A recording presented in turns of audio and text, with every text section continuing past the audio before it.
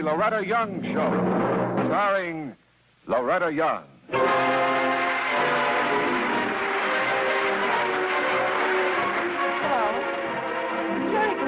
One of the girls who helps me get ready for these visits with you was just telling me that she has a sister who has 13 children. And it seems that someone asked her sister which one of her children she loved the most. This was her reply. The one who's sick until he gets well, or the one who's away until he gets home. You know, our story tonight is about a mother, too, but a very different kind of mother than this one. Now, what did I mean by a different kind of mother? Well, let me show you. Let's pick her up at a PTA meeting, which is being held at the school of her son. No, that's not the lady. No, not that one either. Here she is. Her name is Marcy Thorne. She looks like she's listening, and she acts like she's enjoying it. But, oh, boy, her thoughts. Why do these things have to be so dull? It is well to be concerned about the administrative policies and the curriculum. Don't be overly critical without just cause, but express yourself frankly when you find reasonable cause. Women? Oh, it's not that I don't like women. Something quite dreadful happens when more than 3 of us get together without men. And if you'll just look into the library before you leave this afternoon, you'll find many books and pens. Oh, my dear, how shocked they'd be if they knew where I was going from here. For cocktails, with an attractive man, an attractive bachelor whom I met only last night at a cocktail party.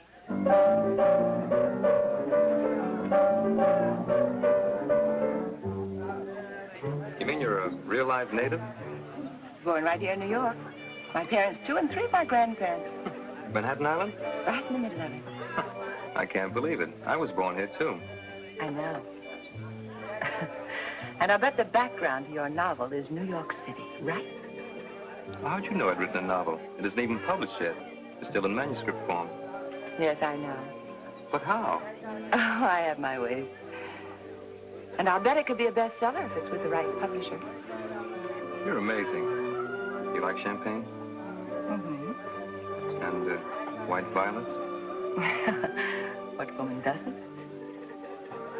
Shall we go? Where?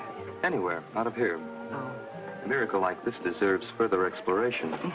Let's go someplace and have dinner and talk about my impending bestseller. No, well, I couldn't do that because, you see, I'm here with my husband.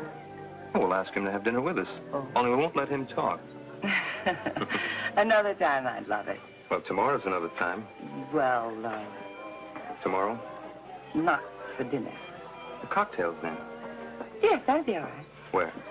Well, I like the Gold Room at the Park Hotel. That makes it unanimous. Marcy, Good. Yes, dear. are you ready to go? Robbie will be waiting. Yes, dear, I'm ready. You know Mr. Delaney, don't you, Justin? I should. How do you do? Fine, thank you. Well, goodbye, Mr. Delaney. Nice to Fine. see you. The Gold Room, then, at 5. Yes, 5 o'clock would be fine. Would you mind? Oh, Thank you very much, and good night. nice. Thank you, dear. An attractive young man. Yes, isn't he? Another fan, darling? Oh, you jealous? No. I'm flattered. They sort of confirm my taste and my good luck. Oh, you're sweet, Justin. But out of all of these, you've chosen me. You ready? Yes.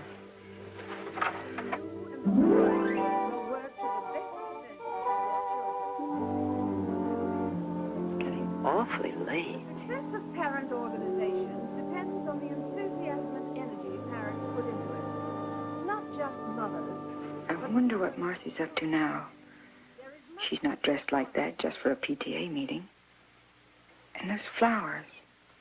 One of her admirers, I suppose. Some women collect milk glass, first editions. But Marcy collects attention. Young, old, men, women, children. Anyone old enough to pay court to the Queen. If this meeting isn't over soon, I'll never correct my test papers. And then, of course, there are the scholarships and the student loans. It's funny what happened to Lydia. When we were in college together, she was the girl with all the beaux. And now, an old maid school teacher. I'll be terribly late. I hope you won't mind too much. Why did I come to this tiresome meeting anyway? Oh, because Robbie asked me to. He was so anxious for me to be here. My Robbie, the dearest little boy in the world. I could never let him down, never, ever. Of course, we all realize that much of a person's adult behavior grows out of childhood experiences. A good relationship between... Now, who's that? Oh, yes, Mrs. Mason, Albert's mother. Nice little fella, Albert. She seems very nice, too. Why does she let herself go like that? All shelf and a yard wide. Don't these women know that children like their mothers to be attractive so they can be proud of them? Poor creatures. No wonder Robbie's such a good-looking boy. Takes after his mother. She's certainly beautiful. I hope I'll get home in time to make that meatloaf for dinner. Albert gets hungry so early. Let's see. Meatloaf, asparagus, lemon pie. And so, it means that all of us working together with mutual trust and cooperation can build a better future for the children we love. Thank you.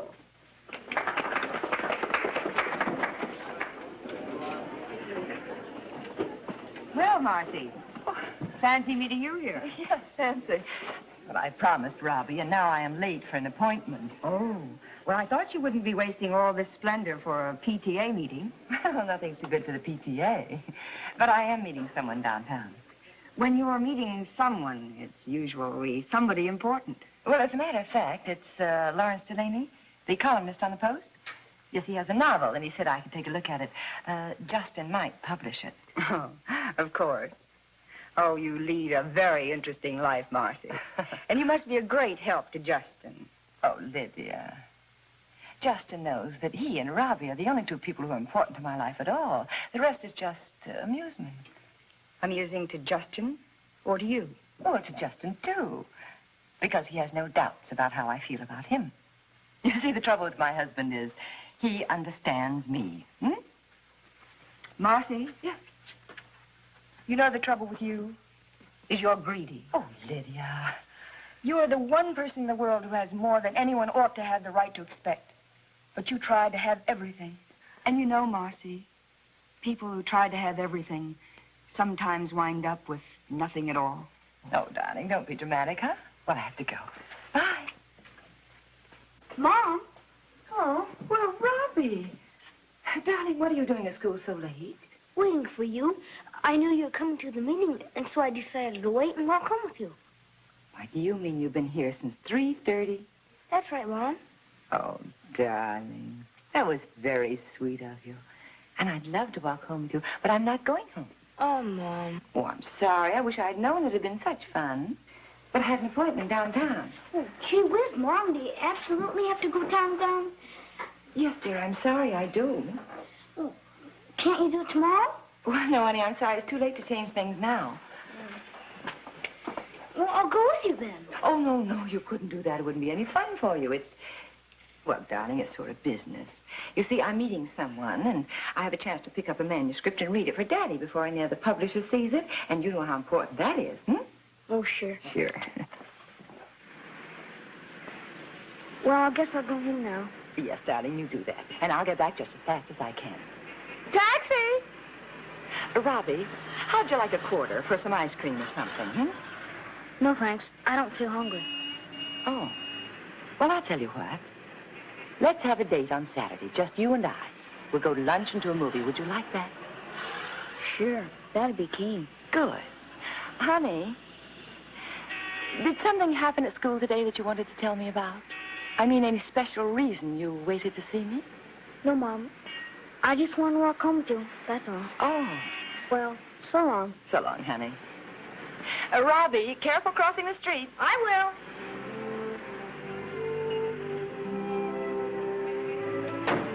Park Hotel, please. Yes, ma'am.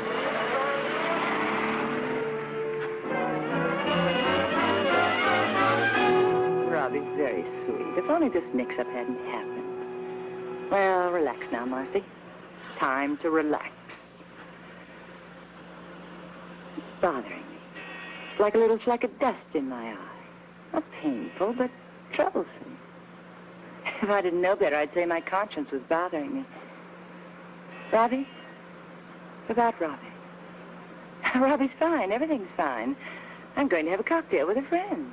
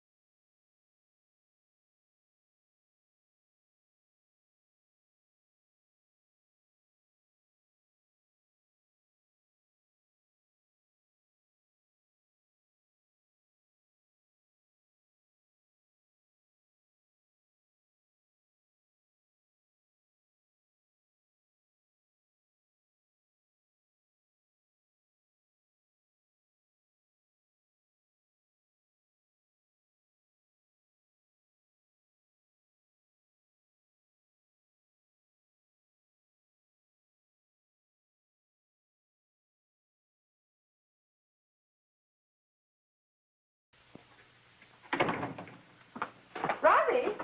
Good evening, Mrs. Thorne. Good evening, Lulu. Where's Robbie? I don't know. I haven't seen him. He hasn't been in since he left this morning, but he'll be here in a minute, though. He knows I'm baking his favorite cookies today, and he'll come around begging for some before dinner. Lulu, you mean he hasn't come home from school at all? No, ma'am. But what's the matter? Don't you feel well? Yes, I feel fine. I just think I'll go out and look for him. Now, Mrs. Thorne, you're not going to start fretting about Rob at this age, are you? The boy can take care of himself just fine. Well, I know he can, Lulu. I know that. But it's after 6 o'clock, and it's getting chilly outside. And I want him home. Now, Mrs. Thorne, please. Never mind, Lulu. Just want Robbie home, and I want him home right now.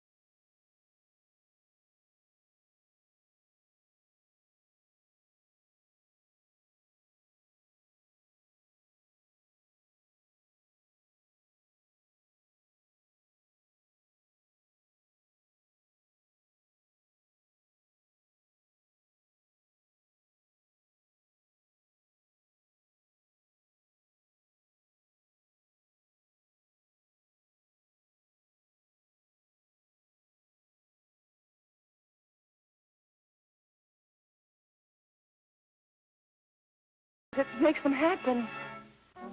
Robbie? Robbie?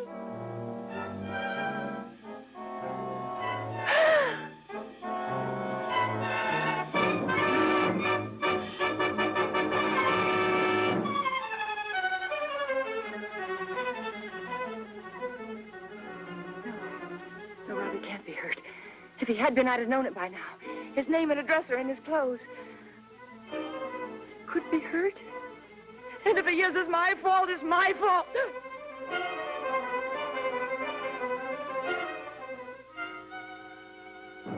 What was it Lydia said to me today? People who try to have everything often end up with nothing at all. Nothing at all. Nothing at all. I can't bear this. I've got to know. Anything's better than not knowing.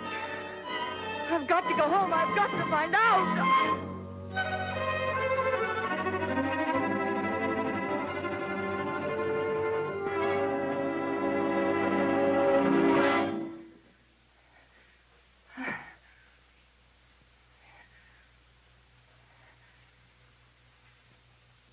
It's so quiet in here. If we were home, surely I'd hear him. Something has happened to him. I know. Justin. Justin will help me. Justin. Justin. Uh-oh. I didn't see that bishop. I'm going to lose my queen. Well, you can take it back if you want, Dad. You can't do that. One very important thing in chess, Robbie. Never take back a move, no matter what the consequences. Well, hello, darling. Oh, dear. Well, Martha, what's the matter? You look like a ghost. Oh, it's nothing, really. It's cold outside, and I've been running, and I had this crazy idea that Robbie was lost. What? Lost? Crazy idea's right. Oh, baby, you nearly frightened me to death. I've been running all over the neighborhood looking for you. Where were you? At Albert's. Albert's. I never even thought of Albert's. Why didn't you leave word where you were? Well, Albert's got a new puppet theater, and they were putting on a show. Oh, but you could have phoned Lulu. You know you're always supposed to be home before 6 o'clock. Well, I forgot about the time, and they were letting me help them. Oh, he really wasn't very late. Whose day is? Albert got a brother? No, it was his mother. You see, you ought to see her work those strings. She's keen. Here, move, Dad. Keen. Albert's mother. That pudgy woman. He thinks she's keen. Only this afternoon, I was feeling sorry for her. I was laughing at her. I think I'll go up and change. Right here. Robbie, I'm going to call up right now and order those theater tickets for Saturday. And you decide where you'd like to have lunch, all right? I can't, Mom, this Saturday. I promised Albert I'd have lunch over there. We're going to do another puppet show. With his mother? I suppose so.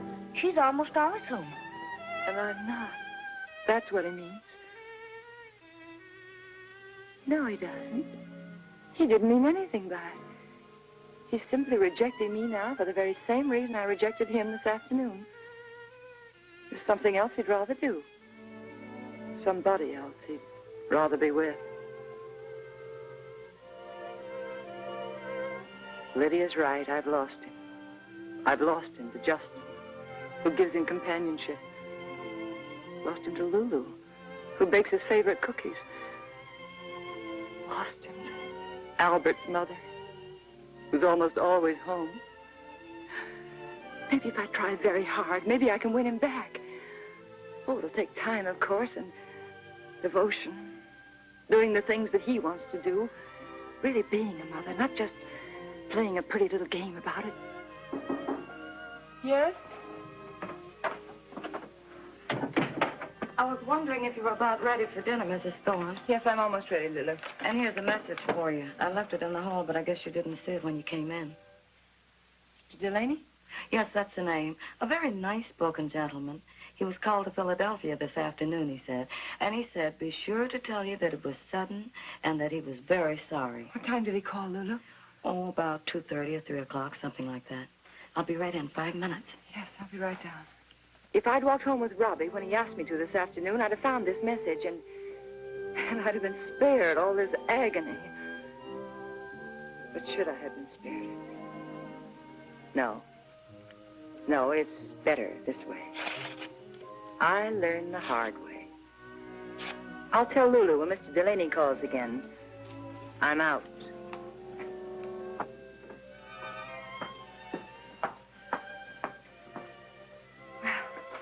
You two men think you can pull yourselves away from this game long enough to eat? If you insist. This fellow has me just about licked anyway. One more minute, Mom. Okay, son. Never let it be said we made a lady wait. Oh, Marcy, what are you smiling about? What's funny? It's a long story, darling. But it is funny. The joke's on me. Someday when I'm very, very old, I'll tell you all about it, all right? You look pretty, Mom. Oh, thank you, dear. Well, I'd like to second that compliment. Well, considering the sauce is the nicest compliment I've ever had. Shall we eat?